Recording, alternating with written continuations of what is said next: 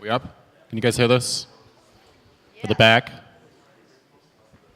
Okay, this reminds me of lecturing at university.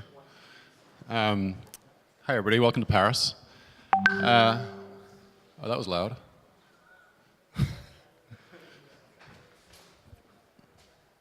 What's this? Okay. Some more technical difficulties.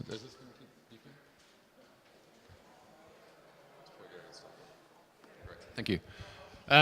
So I'm here to talk to you about what we've been up to at Orchid. If you guys aren't familiar with us, we started Orchid almost 2 years ago. One of the earliest companies to do sort of fundraising for VCs in Silicon Valley in the token space. Does something just keep working? Is there a clicker? Okay. Behind the computer. Behind the computer. Okay, thank you. The other behind. Great. So first thing I talk about a little bit is just what are the next killer apps in this space, and do we have one yet? Okay. The clicker doesn't work. This is driving me nuts. Okay, can we just kill this thing for a second? So, do you have the keynote that I sent you?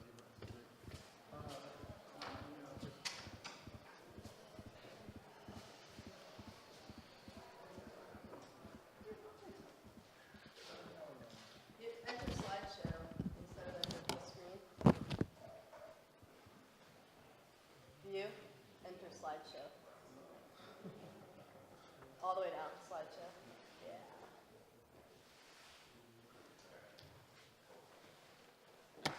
Awesome. Let's check it out. So, where are the killer apps and why are we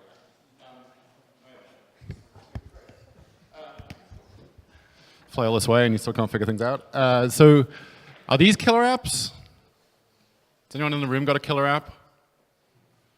Because these things aren't really exciting to me. I mean, like, they're kind of fun. I have a CryptoKitties t-shirt, but it's, yeah, I don't know. I'm not sure this is going to get us to market, like mass adoption. And there's just not a lot of users. Like, it's good to be honest about where we're at. You know, if you're actually on a real decentralized platform, which Ethereum is, drum roll, rather than, you know, these semi-centralized platforms like things that just got recently hacked, then this is where we're at. It's not great. Compare this to, you know, top 10, top 100, top 1,000 apps on Android or the Apple App Store, and like we're not even making noise here. But we do have some killer apps. There's two really obvious ones. Bitcoin. Bitcoin is the killer app of Bitcoin. It's a store of wealth. It's something that you can create banking without banks, and it routes around centralized control structures. And Ethereum, big reason we're all here. The killer app here is really routing around something that I'm actually pretty good at, which is VC and angel fundraising.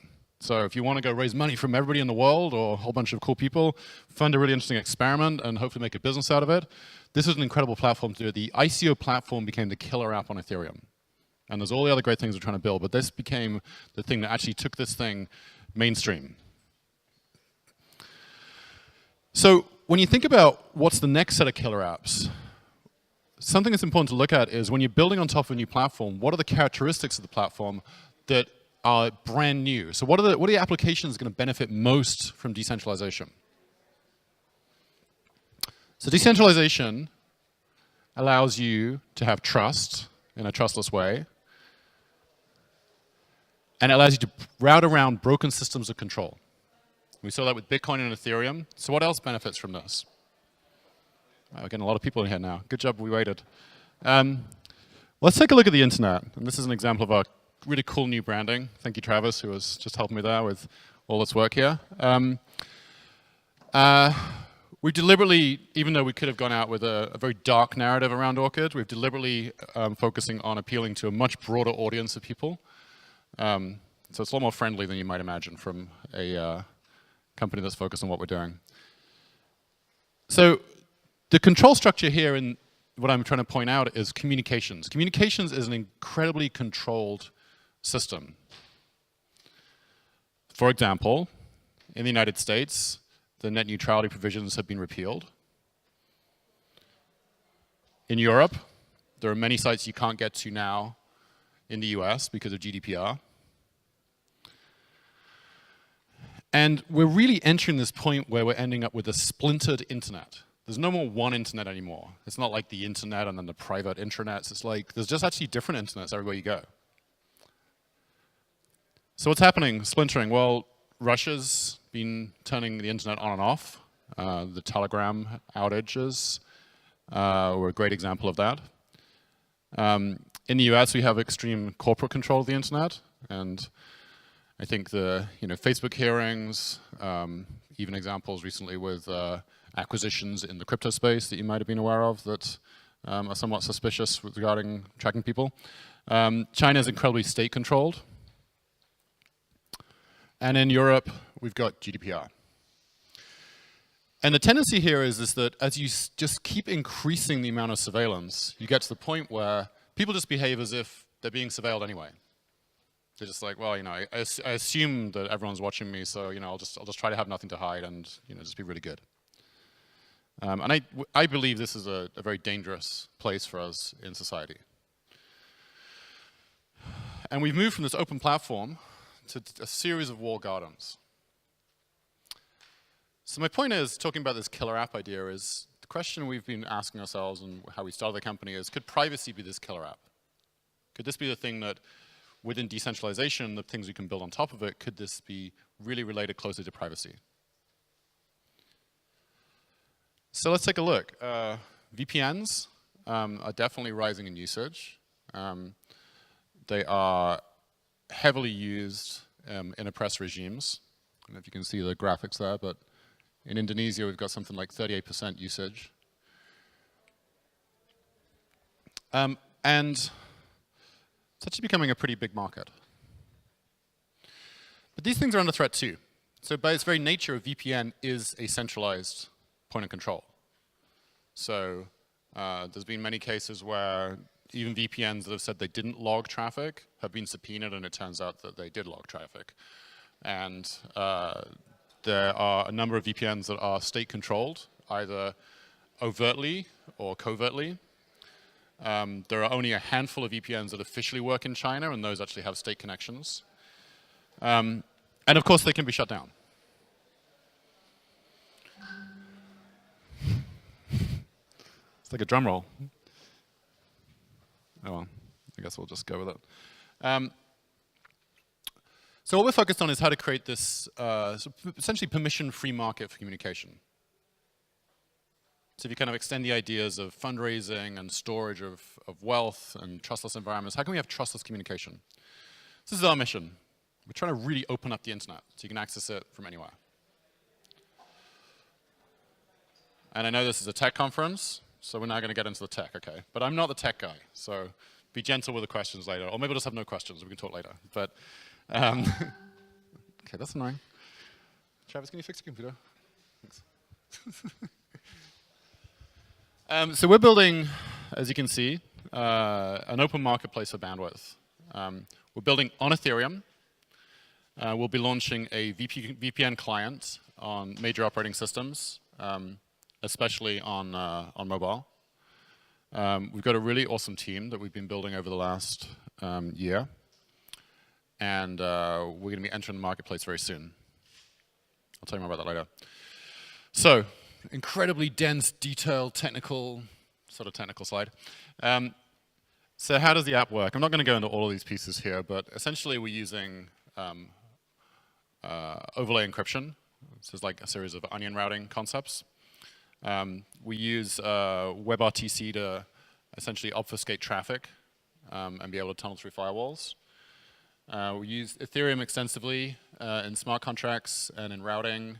And the whole concept is, can we build an application that can actually bust through firewalls, like really powerful firewalls like the Great Firewall of China?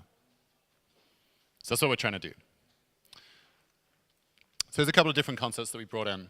There's the tech. So when you think about building something at communication scale with Ethereum, the first thing someone says is, well, how's this going to work? Like, it's not fast enough. You know, it's going to be too expensive to set up the channels. If you use payment channels, then maybe that doesn't work for privacy. Like, how are you going to make this thing work? So the idea that we came up with, and it's based on earlier research in this space, is this idea of probabilistic micropayments. So two ideas here are, first of all, we can speed up essentially the speed that we can move traffic through the network and pay for it. And secondly, we can do it at a much lower cost in terms of actually setting up the routes.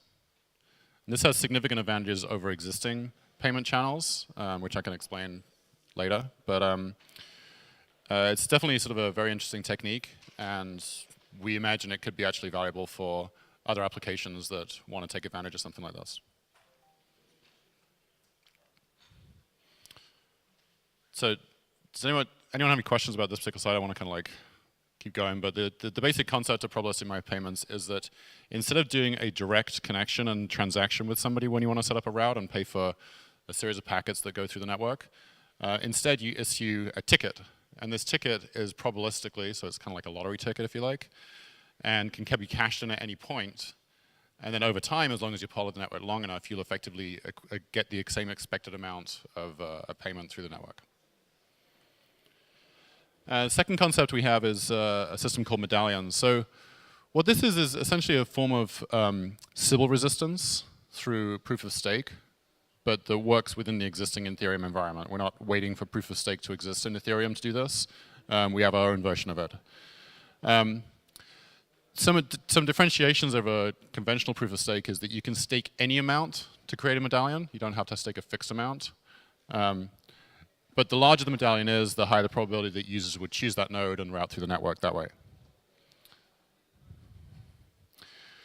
Putting these things together, essentially we're forming a bandwidth marketplace where there's essentially an auction running at different points of time and bidding for different routes through the system, combining the medallions and the probabilistic micropayments. And we believe using these combination of things, we can hit communication speeds on Ethereum. And another interesting aspect we're doing, so I've described how we use Ethereum and how we do the routing and all the other pieces, but the bandwidth smuggling is a concept it's a little bit like I think it's programmable transport layers, which is used in Tor. So essentially we're open sourcing and giving you the ability to sort of roll your own firewall busting VPN. We're going to be using things like WebRTC and even making our traffic look like game traffic in order to be able to have it traverse over different firewalls. And the idea is this kind of code will be pluggable. So you can imagine someone in a press regime and suddenly the firewall gets upgraded and they can't figure it out. And they're essentially incentivized not just through the idea that they want to get access to the internet again, but incentivized by the idea that the nodes in their network and the exit nodes would be upgraded as they upgrade the firewall busting technology.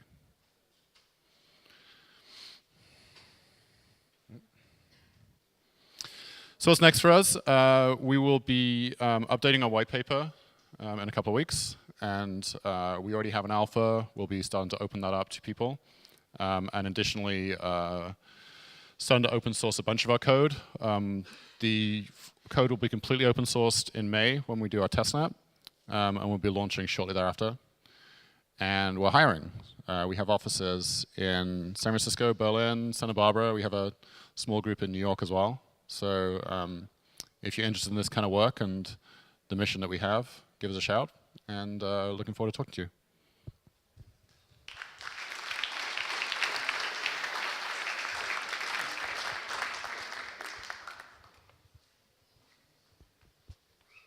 All right, a couple of questions. Yeah. Great talk. I was wondering, what happens If you block WebRTC, then a lot of things break.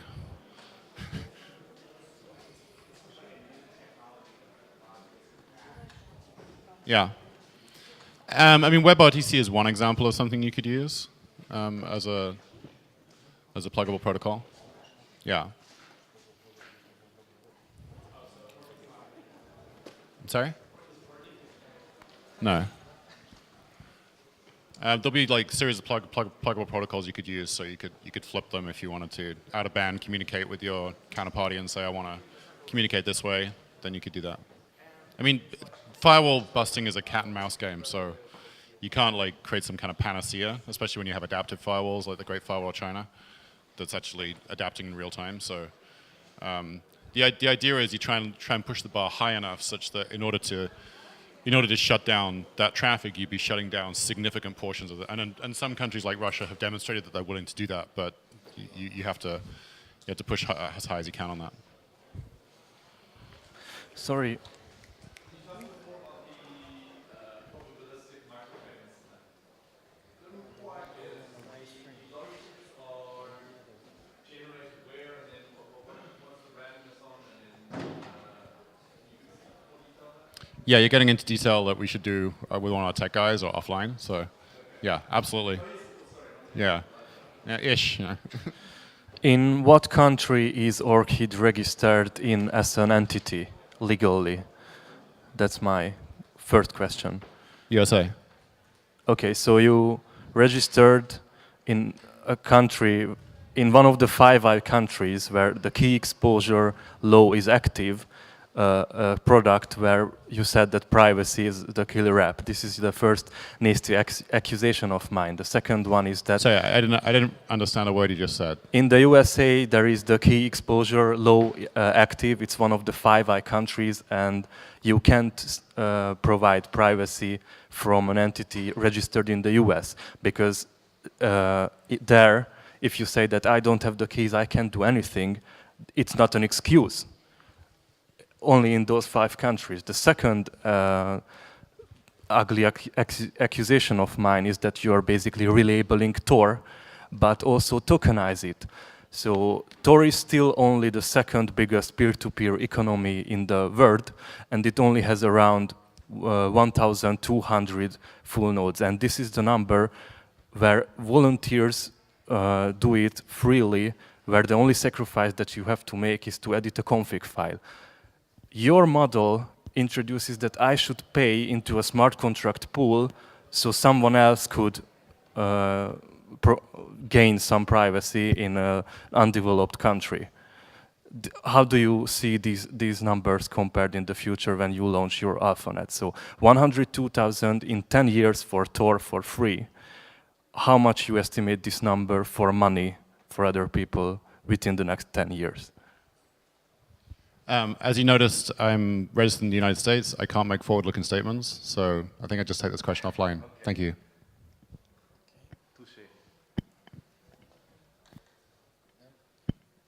All right, no more questions? Or one more? Let's just do one more question. How are you going to deal with node liability? Node liability, for example. Like as a node, if I were to share my bandwidth, my ISP could block me, or traffic coming through my node might implicate me. So how are you going to deal with these different issues that Tor has dealt with exit nodes and relay nodes within this ecosystem? Yeah, we're definitely going to learn from things that Tor has done. So that'll be our first protocol. But yeah, it's a challenging question within exit nodes. We imagine there'll be a marketplace grow up for exit nodes in countries where there's less oversight over the exiting of nodes. I mean, I think on balance, my belief is always that even though there are people who want to do things that I wouldn't approve of on the internet, the balance of giving people access to the internet in areas where it's heavily oppressed outweighs the other concerns. So we're going to see what happens.